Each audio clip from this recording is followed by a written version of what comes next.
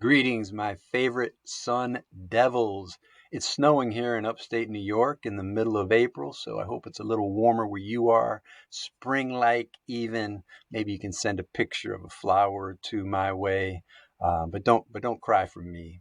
Your problem solution rough drafts are due this Sunday night at midnight. I'm so excited to read your work. So now's your chance to play your part, sing your song, and make it one of the best ones yet, right? State your claims and support with the damn research. You've worked hard these last couple of weeks to find credible sources and to analyze and summarize them. Utilize those sources so they can lend some credence to your opinion, your claim. Remember, if it appears in your references page, it must be cited in your letter or your memo. So write freely, reflect honestly, and engage deeply with your peers. The second leg of this learning environment, this learning community tripod, is the social presence. And here's your chance to engage in some more peer review.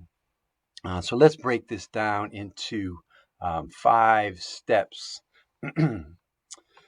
Step number 1, compose your project rough draft for instructor and peer feedback. So that means you got to submit it twice, just like the last assignment. Submit it twice. Let's go over the component parts of this rough draft. So a strong introduction that hooks your reader and states your best solutions, supported by 2 or 3 reasons, right? A succinct, concise thesis statement in that introduction. So you're providing a map for your audience, for your readers. So they'll know, okay, this is where we're going on this journey. And then state 2 alternative solutions. Those are solutions that you don't fully support. They might have been used in the past and didn't work, or you just can't get fully behind them. So what are the drawbacks of those alternative solutions? And that needs to be supported with some research too. And then your best solution. And don't forget 2 or more counter arguments opposed to your best solution, and then your rebuttal to those counter arguments, again, supported by research. A convincing call to action to wrap it up that pushes for real change in your local community. And finally, a separate advocacy ad or public service announcement to support your argument visually. So here's a quick tip for your rough draft. Turn off the critic. Don't stress about perfection. The pursuit of perfection leads to mediocrity. Forget that. Just get your ideas down, support them with credible evidence, credible research, and you can refine them later. So at this point in your rough draft, you're just getting to maybe. That's the label of this week midweek announcement. Get to maybe, and then we can work from there. Step 2, let me just back up here, is evaluate. This is your self-assessment. Evaluate your own project. So this is where the real growth happens. This should excite you the most. Pause and reflect. In 2 or 3 paragraphs, answer, what are the strengths of your draft? And where do you need more support or clarity? And then most importantly, what questions do you have for me, for your writing mentor, most especially for your peers? So this, spur some dialogic engagement here. And don't forget AI and the research reflection as part of your research reflection. Did you use AI in brainstorming, maybe in generating some counter arguments? How did you use AI? And if not, why? Why not? Right? AI is our friend, but maybe you're an old school strategist. I can respect that. There's a part of me that is one as well. So what did you rely on instead of AI? But don't forget, this step of self-evaluation, self-assessment helps both you and your reviewers focus our feedback where you feel you need it the most. And then there's some peer feedback that you have to attend to by next Thursday night.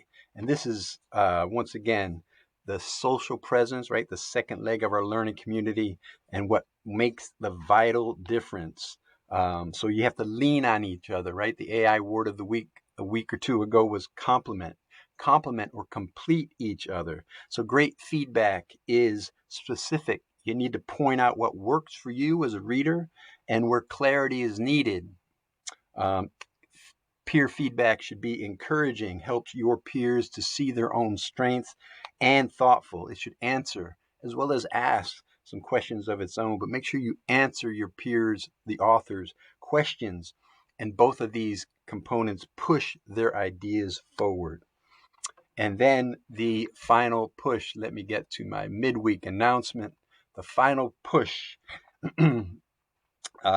AI, the AI word of the week is resilience. Um, from the Latin, to leap back, to recoil. This is the capacity to recover quickly from difficulties. It's a toughness. Resilience is key. It's our greatest ally as writers. Just as AI systems learn and adapt from vast amounts of data that we feed it, we too can cultivate resilience by learning from AI, the concept of mutualism, right? As well as from our own personal experiences, of course, and by continually adapting to new challenges. So it takes mental toughness to push through the challenges we face, whether it's a multimodal assignment or a very rough day.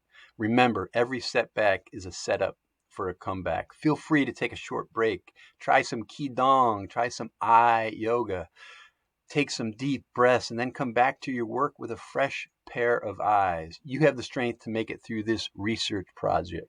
So keep on pushing. Quick reminder of the deadlines. Let me get my face out of the way here. You do have some peer responses to the multimodality discussion due Sunday night, as well as your feedback draft, and much be submitted to me and your peers.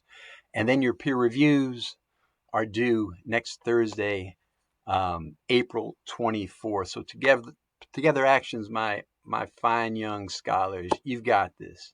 Ciao. Stop. Oh, there we go.